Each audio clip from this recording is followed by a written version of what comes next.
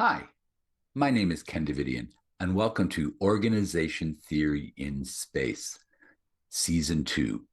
In this season, each video produced will cover a single chapter in the Oxford Handbook for Organizational Change and Innovation, edited by Marshall Scott Poole and Andy Van de Ven. This video covers Chapter 1 of the handbook, entitled Introduction, Central Issues in the Study of Organizational Change and Innovation. This chapter describes what this handbook is all about. In general, when it comes to organizational change and innovation, there's a very good understanding about why organizations change. Change can be due to many reasons, including environmental crises, the over or underperformance of a firm, the introduction of new technology, the identification of new markets or new opportunities, and the reallocation of resources to pursue those new opportunities. Other reasons why organizations change include internal pressures like office politics, external pressures like global pandemic, mergers and acquisitions, or the imitation of best practices, also known as mimetic isomorphism. What gets changed in an organization is also fairly well understood and includes an organization's mission, its vision, its strategy and structure, different technologies, training, the hiring and firing of employees, the design of tasks and jobs, the organizational culture, and even sometimes the relationship with stakeholders. So, both the why and what questions about organizational change are well understood, but how organizations change and how innovation happens is not well understood.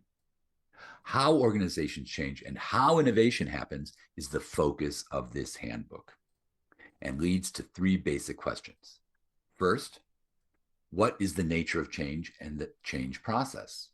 Second, what are the key concepts and models used to characterize change?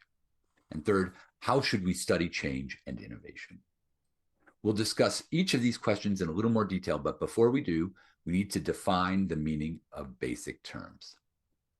The first term, organizational change, is defined as observed differences over time in organizational characteristics or activities. Organizational change that is novel and unprecedented is called an innovation. Organizational change that is repeated is referred to as an organizational routine. Now that we're armed with those definitions, let's turn to the first question addressed in this handbook. What is the nature of organizational change? The question basically asks, how do we perceive change? What do we notice when something is changing? First, we notice that organization can be both a noun and a verb. Furthermore, we ask, is the observed change episodic or continuous? Planned or unplanned? Incremental or radical? What is the generating mechanism or motor of the observed change? This is where the four motors of change come in that we talked about in detail in the Season 1 videos. How is the change unfolding over time? And finally, is the observed change designed to maintain stability, or is it to create something different, a change? These are the different ways we perceive change. But this leads to the second question of how do we begin to characterize organizational change and innovation? What are the major dimensions, if you will, of change and innovation theories or models? People, space, and time are primary characteristics of any social system. Human agency can also be attributed to individuals or small groups. Understanding the focus of analysis and the unit of analysis is important in any study, whether it's at the micro levels within the organization or macro levels where there are multiple organizations working collectively or competitively. Change happens over time, as we mentioned before, and there's many different ways to perceive time.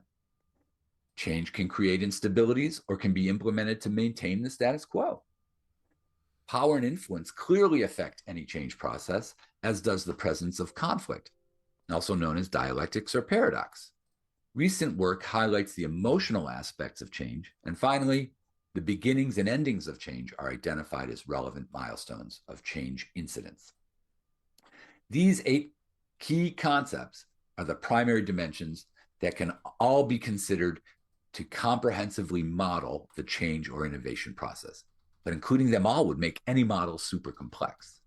And this leads to the third question, how should we study the change process? The handbook identifies different research methodologies, one called variance research and the other called process research. The handbook recommends the use of process research methods because those methods are better suited to identifying the causal logic chains that help us understand how change happens.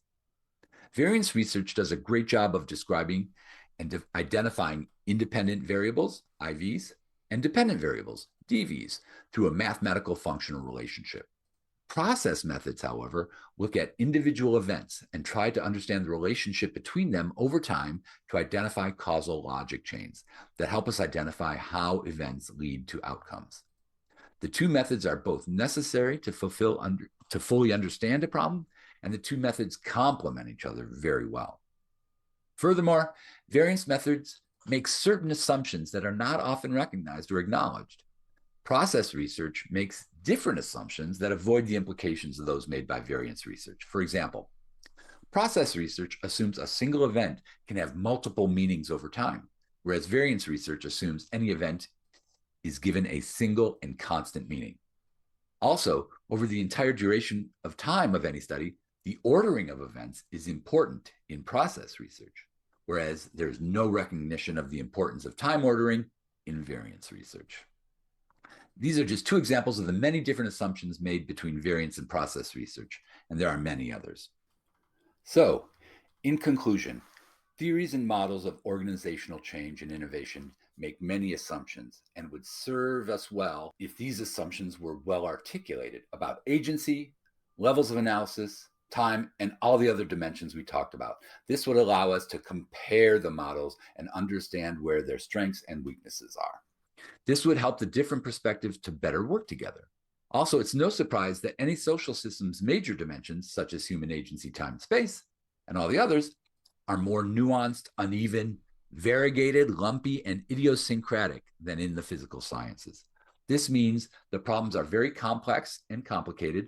So, like the parable of the elephant and the blind man, we need multiple perspectives to truly understand them because any single perspective is inherently limited.